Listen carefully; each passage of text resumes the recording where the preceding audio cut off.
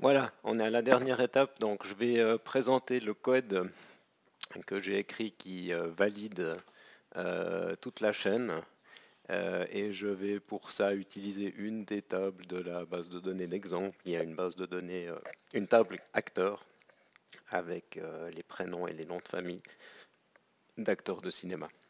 Donc c'est ce que je vais faire. Je vais faire le test dans Glassfish. Juste avant d'enregistrer le webcast, je me suis rendu compte que ça ne marchait pas encore parfaitement avec Wildfly.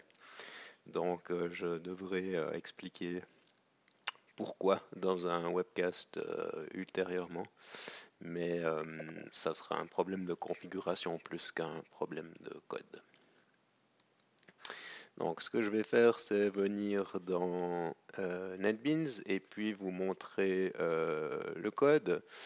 Alors, la première chose que j'ai fait ici, c'est définir une classe de modèle, acteur, où je retrouve mon prénom, mon nom et un identifiant, ce qui correspond ici à cette table acteur dans la base de données de test qui est sur le MySQL de ma topologie Docker.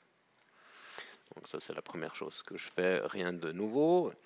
Ce que j'ai également fait, c'est dans mon servlet ici, j'injecte une dépendance sur mon DAO, sur mon manager d'acteurs.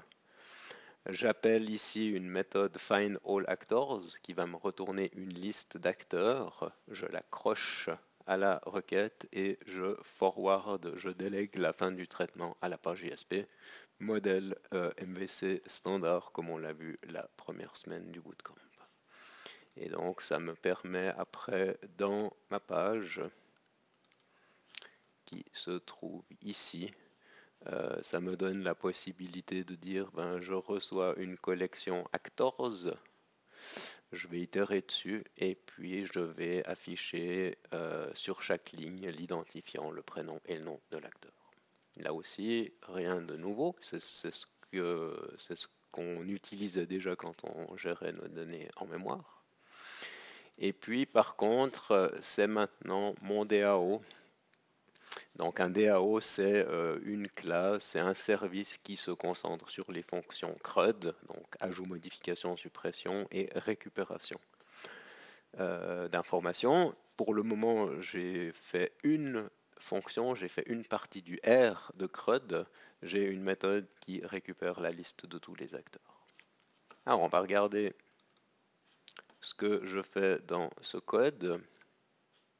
Première chose ici, et c'est probablement à ce niveau que j'ai encore un souci avec Wildfly. Là, j'injecte une référence à la source de données.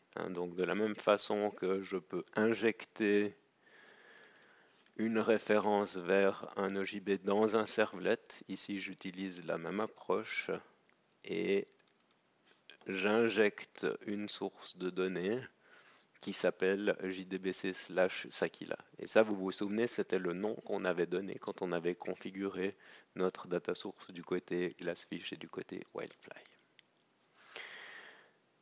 Donc, Glassfish va me mettre ça à disposition et quand je suis dans la méthode, d'abord j'initialise ma liste de résultats. Ensuite, j'obtiens une connexion à la base de données. Ça, je vais pouvoir le supprimer. C'était des tests que j'avais fait. Ensuite, je fais un prepared statement SQL. On voit ici une requête SQL tout à fait standard. J'exécute cette requête et puis ce que je reçois, c'est une instance de result set. Et avec cette méthode next, je peux passer d'un record à l'autre. Et chaque fois que je suis sur un record, je peux récupérer les valeurs qui sont dans la colonne. Donc si on a first name, last name et actor ID, c'est le nom de mes colonnes dans la base de données. J'ai ignoré last update. Ici, je n'ai pas écrit le code pour la récupérer. Et puis, ce que je fais, c'est que maintenant, je crée une instance de ma classe modèle. J'ajoute l'acteur. À la fin, ça c'est important, je ferme la connexion. Il va pas y avoir une vraie fermeture de connexion. Ce que ça veut dire ici, c'est que la connexion retourne dans le pool et à disposition des autres threads. Et puis à la fin, je retourne l'acteur. Donc on va faire ici le test. Je vais me remettre en run sur Glassfish. OK. Je fais un clean and build.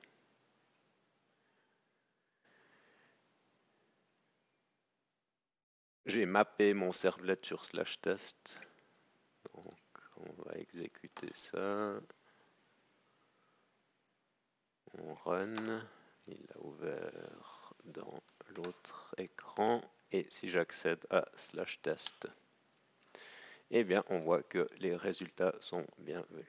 Donc dans la documentation de JDBC, c'est là où on a tous les détails, toute la syntaxe pour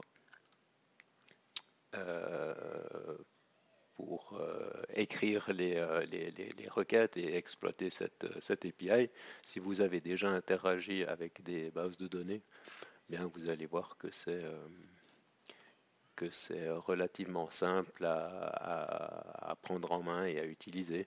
Évidemment, on va dans le cadre de ce cours faire une utilisation basique de JDBC. On peut aller très loin. C'est une API qui s'est passablement enrichie au fil des ans.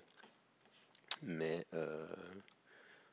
pour nous, on va pas avoir besoin de choses très compliquées. Donc, en regardant les exemples de code dans ce tutoriel, vous devriez assez vite voir comment faire les opérations CRUD sur votre application.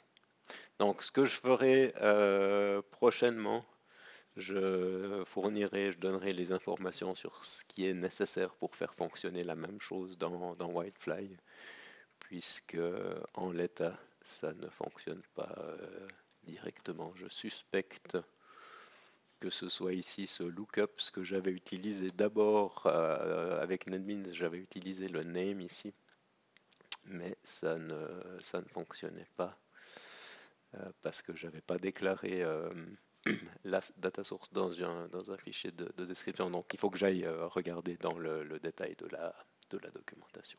Mais le reste du code, le code de JDBC, lui, il va pas être impacté. Très bien. Alors avec ça, on a fini notre traversée. On a vu que c'était quand même pas simple de faire le setup des application servers, qui avait pas mal de soucis.